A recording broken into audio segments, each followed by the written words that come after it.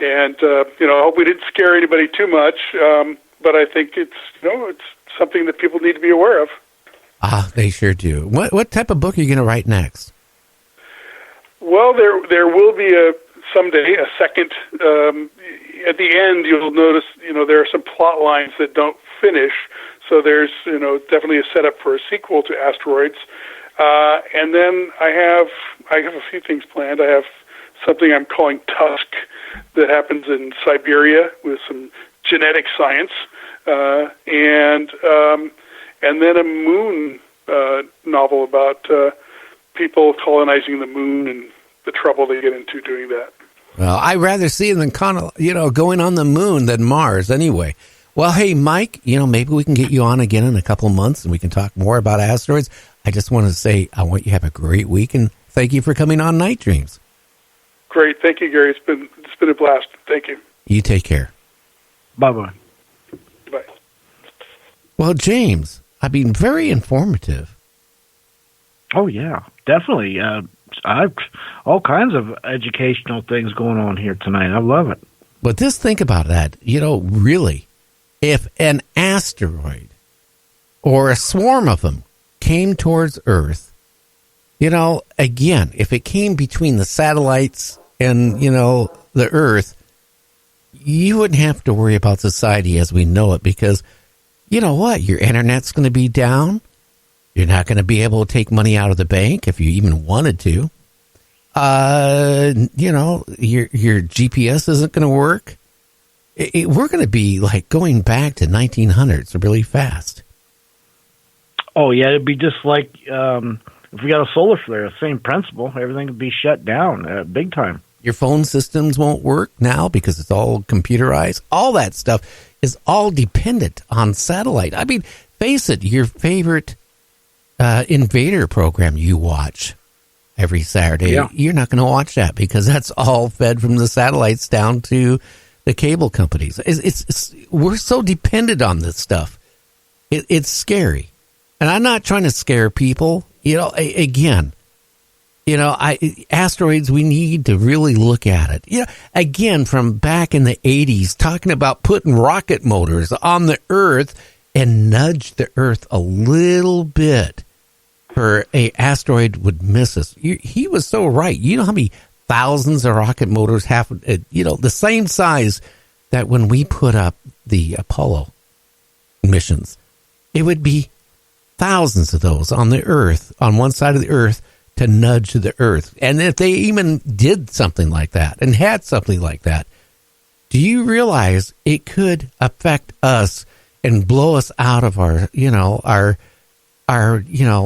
space, where it could cause drastic Earth changes? It could put the Earth in a deep freeze. It could do all kinds of things. So that idea didn't go very well. Again, putting and detonating a nuclear weapon on an asteroid, well, maybe. But then you're looking at like a whole bunch of shotguns going off towards Earth. That's scary. Maybe our technology, because like I mentioned, lasers have gotten so advanced and so powerful now, and they can travel long distances. These lasers that the military have can travel miles and miles and miles and take out missiles, take out planes, take out ships, and take out tanks. Maybe a bank of huge land base and moon base or whatever of lasers would protect us because we could zap these smaller asteroids. Big ones, I don't know about.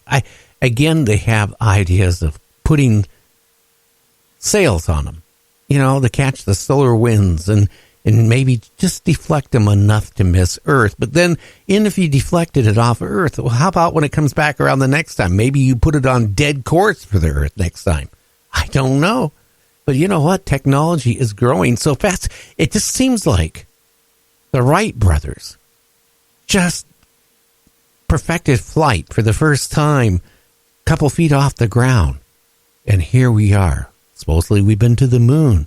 We're sending out, satellites and sending out, devices out out in stellar space. And here, 100 years ago, we were just learning how to fly. Technology, people, has advanced faster than it ever has in recorded time. It's scary. It really is. It is scary. You know, we've landed probes on asteroids and comets to study them. Why couldn't we develop a technology to land on them and have rockets on them to get them out of their orbit, send them away? Well, that's what I was also saying. And also, some of these asteroids would maybe be good to mine them for a little bit. Who knows what type of minerals are on them? I mean, yeah, wouldn't that be cool? But again, it's scary because it's the one, like if you're out in a firefight, you're in a war, for example, you hear bombs going off around you. You hear gunfire going around you. It's the one you don't hear is the one that gets you. Just remember that. That's right. And, you know, you mentioned about nuking these things. Not only do you break them up, but now you can send projectiles toward Earth, many of them, and they're radioactive on top of that. Yeah, and that's what I was saying. It's like taking a bunch of shotguns and firing them at somebody, because that's exactly what you're going to have. You're going to have this debris. It could be sizes of, you know, who knows, cars, of trucks, buses, you know, coming down towards Earth. And how many areas, instead of taking out maybe a state or two, now you're taking out a big part of the country or part of some other country. It's scary. Or, you know, think about a big, even an asteroid doesn't even have to hit land. If it's big enough, that like that one that's going to come by this weekend on the 15th, right? Yeah, it's big. If that landed in the Pacific or Atlantic or the Mediterranean or South China Sea, do you know what would happen? Yeah, it'd be all bad news. You'd have tsunamis, tidal waves, earthquakes, a nuclear winter probably. Oh, yeah, and that's scary. And, you know, I posted up on my Facebook a few days ago about a tsunami, a small one from the last little earthquake here a few days ago. Now, it had waves. They were probably like 30 to 50 feet high. Come into land. And you know what? If I saw these waves at 50 feet coming in towards me, right? I wouldn't be standing around there gawking at it. And you know what? These people like were hypnotized. I was watching these people on this video. It ran for, I think I ran it, a replay of it for about like 10 minutes. People were just standing around pretty much watching it or walking really slow. And it was coming in land quite a ways. Now, could you imagine? They didn't know how big the next wave would be. They, you know, because a tsunami doesn't have to be the first wave it gets you. It could be the second or third or the 20th wave it comes rolling in. Right. And these people are so naive, and they're just looking at it like, oh, wow. I don't know. That's what scares me about people. Yeah, they didn't learn their lesson from that one just a few years ago. It hit in Indonesia that killed, 100,000 people or so? And those waves weren't, 40, maybe 50, 30 foot, but they kept coming, and it wiped out a lot of land. A lot of people got killed, not just by drowning, but from the debris and getting trapped. And, yeah, when you see these things, especially if a real big one, what happens when, 100-foot high or 200-foot high wave comes in? But if you're there, even if you're in a hotel room and you can see the beach, a couple hundred yards away, and you're looking out and then you see the ocean, leaving. You don't have time to get away, though. You don't have time to get away at that point. I don't think so, but I sure as heck wouldn't sit there and being like, oh. I don't know. Terry Lovelace, made a comment to it. I can't remember what country he was, but there was a big one. It came in when he was there, and he resigned the next day. What his position. And came back. He just, that was enough to scare him away. I think that was Japan probably, because I know they get a bunch of them. No, it was Samoa or somewhere. But he said it was a big one. It came in. Even Japan had that big one. How many people died? But again, I've seen some of these films where one of these happened and the water went out. And here's all the people, right? It was on near shore there to begin with because they didn't expect it, which they knew it was going to happen because I'm sure they announced it. Regardless what country you're in, they got radio stations and they're naturally announced that, hey, it's going to come in at a certain time, but people have to go see it, right? Well, these turkeys, what they did, as soon as the water went out of the bay and it was dry, pretty much, right? They started walking in to look at look around. And then all of a sudden, like 100-foot wave comes in, and then they panic and run. Well, unfortunately, guess what?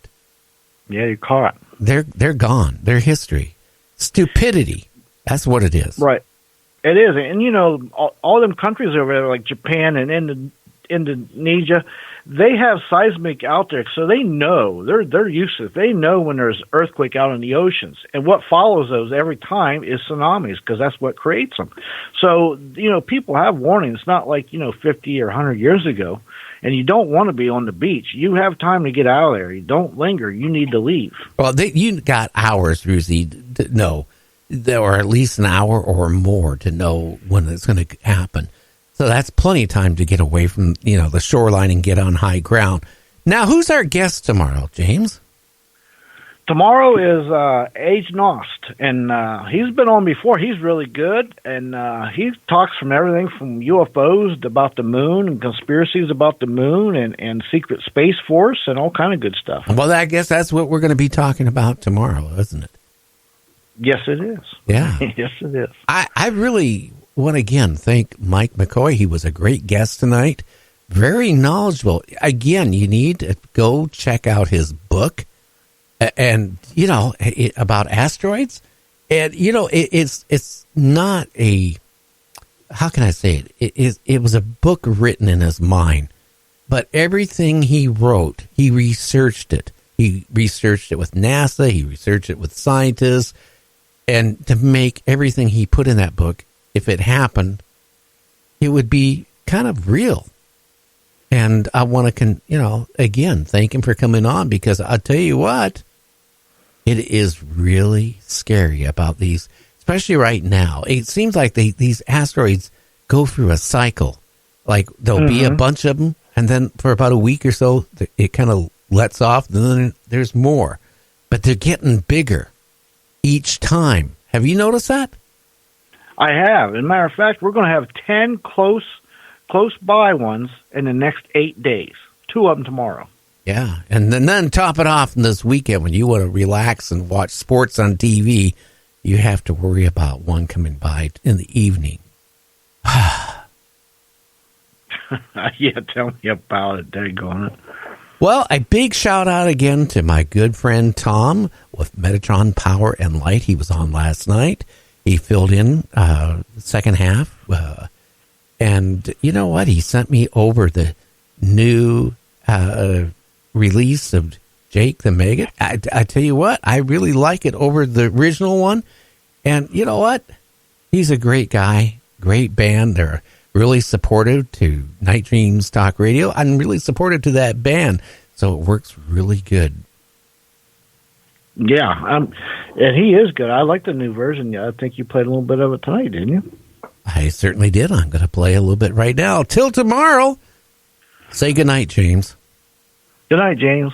Bye-bye. Okay, we'll catch everybody tomorrow. Have a good one.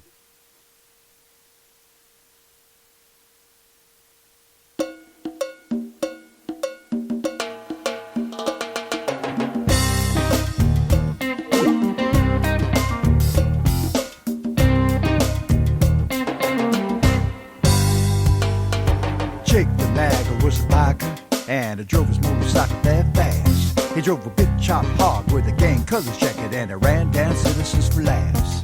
He had an old lady named Petula, packed an automatic 45 gun. They had just come up from California, where they shot 6 cops for fun.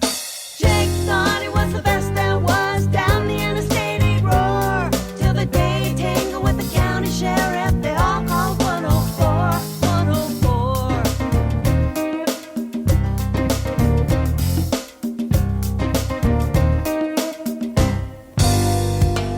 It was late on a Thursday evening,